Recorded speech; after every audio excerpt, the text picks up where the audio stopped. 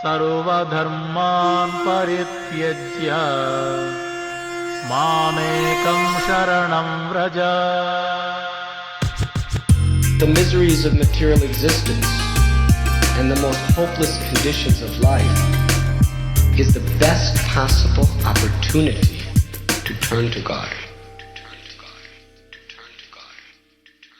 You're listening to Bare Knuckle Bhakti Shorties on the Bhakti Recovery Podcast with Jiva G, coming at you every Monday with a little spiritual something. Good morning. Hello, friends. Hare Krishna. Good day and evening to you. So this is my attempt at a shorty after our 12-step journey. Talking about having had a spiritual awakening as a result of these steps, we tried to carry this message to those still suffering and to practice these principles in all of our affairs. All right, that's what I'm trying to do. In this chaotic brain that I have been given to burn off certain karma. You know, I would say a lot of us, every one of us, according to astrology, at the moment, it's a very heavy time. And there's lots of heavy stuff going on. And many of us feel it. I feel it. So, you know, where it says like, okay, it sounds final, the 12th step, right? This having had a spiritual awakening. We're awakened. Done. No. We might be awakened to a certain circumstance or situation, a part of it. I mean, I can only speak for myself. I have had many spiritual awakenings, but the spiritual awakening doesn't say that, does it? Having had the spiritual awakening, it's a spiritual awakening, which implies that there are many in my book. So, yeah. The spiritual awakening for me was that the 12 steps work, if you work them. And if I practice these principles in all of my affairs and carrying the message, I will keep working them. That is the spiritual awakening. When we go into Bhakti, it gets deeper. You know, if the 12 steps could be qualified or put into any form of yoga, because we have all these different forms of yoga, it would be karma yoga. And that's kind of, I don't want to go into it because I'm not a scholar, but you're perfectly welcome to go look at what karma yoga is, especially in the Gita, you'll find it there. And it will give you a better understanding of what that is. And I also, that's not what I'm going to want to talk about today. I want to talk more about reaching towards Bhakti. I want to talk about certain things that I have to do. And I have to say I use the word we a lot because there are certain things that we all fall under the umbrella with, according to my telescope of the world. But I truly feel every single person has their own karmic reactions. I don't feel it, I know it.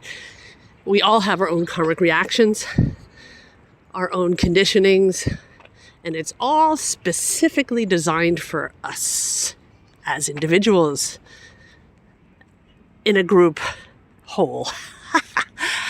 And I truly believe if you put it in a microscope or you zoom out and look at it from very far away, the conclusions are always the same. The healthier the individual, the healthier the community, the healthier the world. It goes all the way out there. The healthier the earth. When we actually are centered in Krishna consciousness, when we're actually centered in Bhakti, these things naturally unfold. We have another spiritual awakening. It's so important to me to know that there's more. And the delicate balance of not being too occupied with my mind and my body and concentrate on Krishna and my relationship to him and get that right.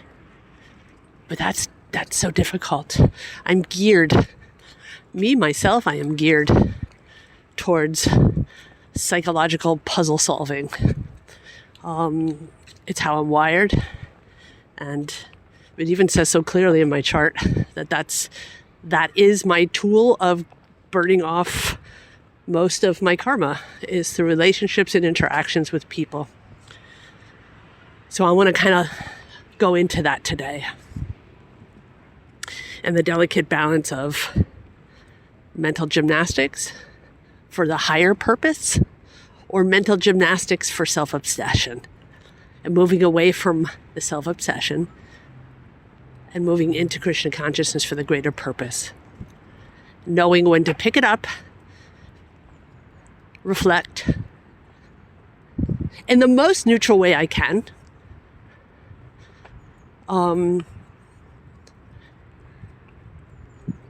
Learn from it, take what I need from that. For what? Not so that I can be a better person, so that I can better serve in the right way, if that makes any sense. So here's where the codependency comes in. And here's where I'm grappling at the moment. Here's where I'm struggling. I have people in my life who are constantly testing my boundaries. A couple of people. And these people are not only testing my boundaries, I see the dysfunction. There's such a high level of dysfunction. And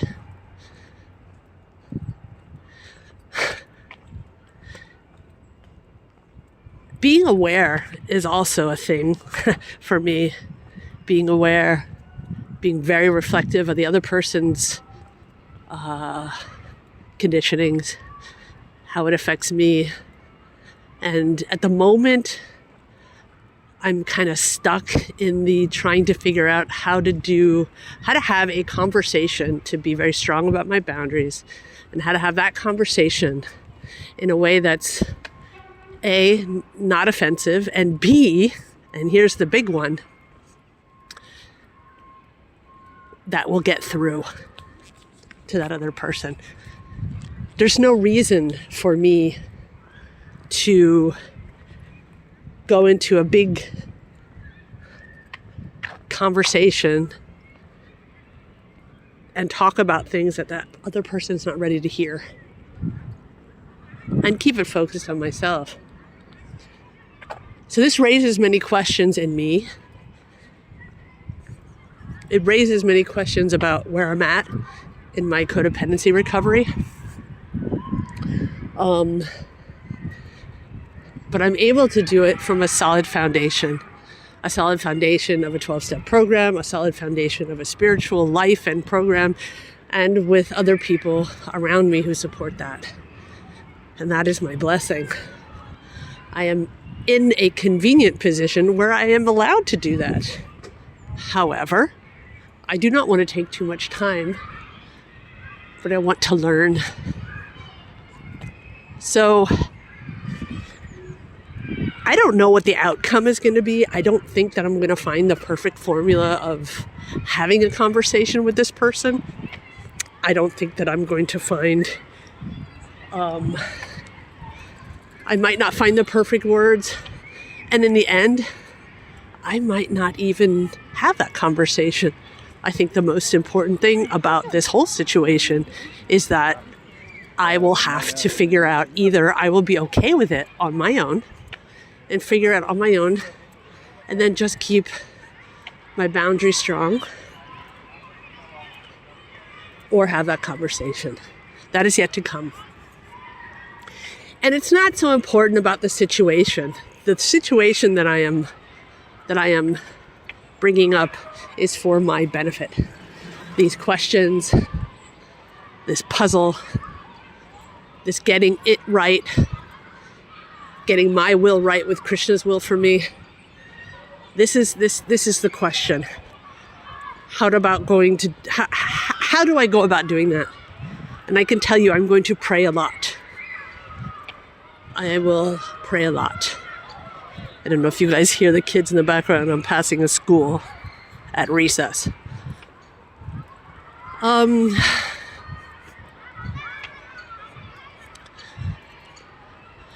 Boundaries, tolerance. Boundaries and tolerance. What do I tolerate? I tolerate people for who they are. I don't want to change anyone. I'm over that chapter of my life. But the next real question is, do I want that in my life? And the funny thing is, in my charts, it says I'm going to have that in my life, because if I don't deal with those certain things, I will be doomed to repeat. And I don't want to be doomed to repeat. I don't want to have to die and wake up in the next life and have the same problems. I don't want that. So this part of what I'm talking about is part of a spiritual awakening. It's an emotion through an emotional lens. See, that's it. It's spiritual awakening through material and emotional lens. For me, it's not about sitting and meditating and just concentrating on Krishna. That's not where I'm at. For me, where I'm at is everything that I do here materially, every mental gymnastics that's performed, any self-reflection that I have, any program that I'm doing, any person that I meet, any even show that I watch. This is all a learning process. It's a learning process materially with a spiritual,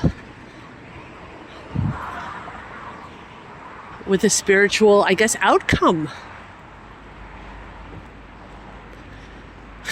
Does that even make sense to you? It does to me. It makes sense to me. Everything that I do, everything that I want to, everything, all of those things, I want to give it to Krishna. If I watch something about a zombie, I relate it to Krishna. If I watch something about a documentary about a murderer, I still relate it to Krishna. I relate it all to the demonic qualities, to tamasic, and I always refer to that in my head and in my heart. So, and it feels like at the moment, that's how it should be for me. That's just how it is for me. And it was so nice. Actually, everyone should get their charts done. It's so freaking interesting. Not by just anyone. I would go to Radhikesh. I do go to Radhikesh. I really appreciate his interpretations of things. He's very good at what he does. And when I look at my charts, I see very, very clearly that this is my way. It's written. And all I have to do is embrace that and give it back to Krishna. That's it. Yeah.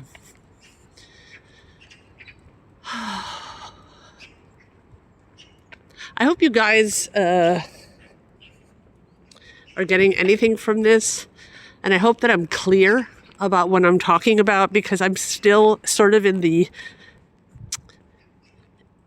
picking apart and the sort of figuring out how to go about things in a mature, emotionally, spiritually, and personal, mature way, and also effective. That's what it's about for me, especially at my age. It has to be effective. I don't want to invest my energies in things that aren't going to be effective. Will conversations be effective? Will it make the point that I need it to make and make it clear that I have certain boundaries? Will it be respected, or will it create tension? Will it create a closed door? That's not up to me. But it is up to me to do the work in order to be able to do this effectively. Say what I need to say in a kind way that may help that other person to self-reflect a little bit. And if I can't, and if I think that that's not going to happen, then I should think about just showing my boundaries. Sometimes I don't have to say a thing. And that's where it gets uncomfortable for me. This undefined, constant relationship. And that's where my ACA issues pop up. So all of this is going on in my head. And it's very heady, everything, at the moment. But I am 100% sure that at the end of this lesson, there's going to be sweet surrender. There's going to be a spiritual awakening, a deep emotional and spiritual awakening, which are for me very much connected. Whether that's good or bad, I don't want to judge it. I'm using it as the tools that I was given with at this birth. So yeah, that's what I got today. I'm on my walk. And now it's time for the announcements. So, first of all, thank you all for tuning in. And I'm really hopeful that this Living 12 step is sharing my experience, strength, and hope, having had a spiritual awakening as a result of these steps, carry this message to those who still suffer.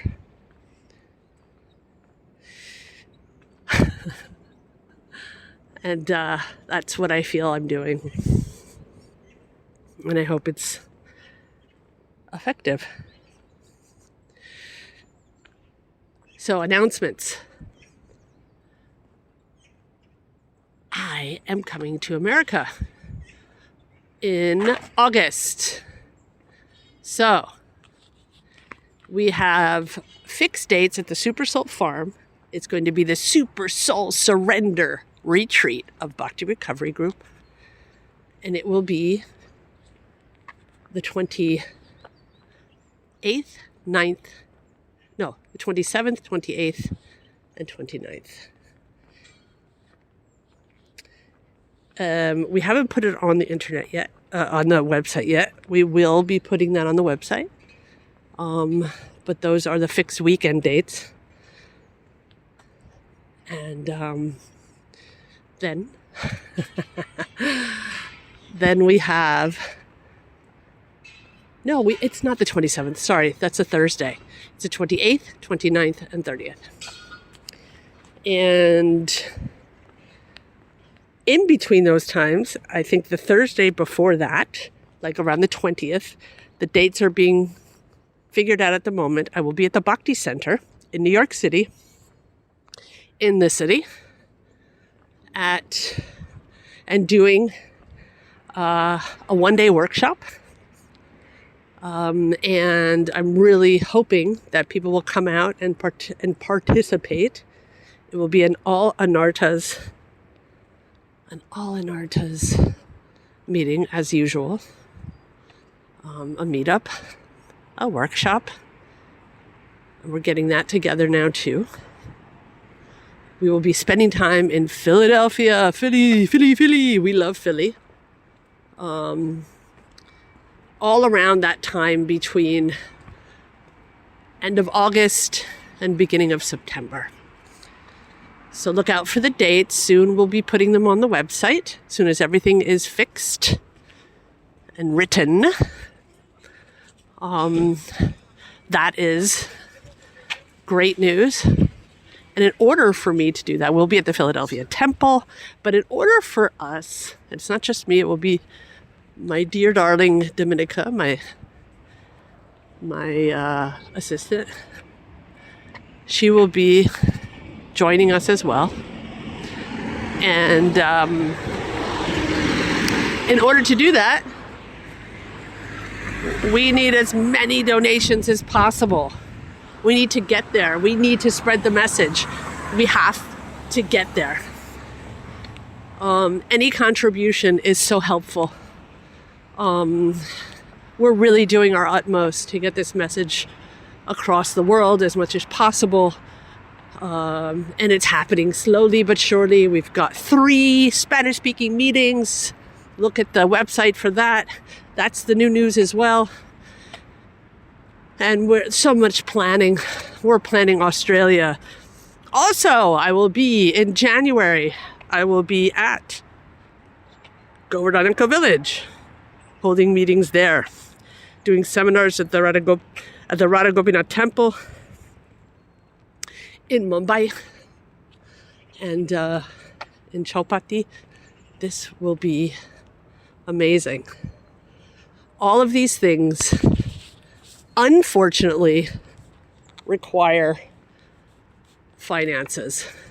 And I really am the last person to be liking to ask for that.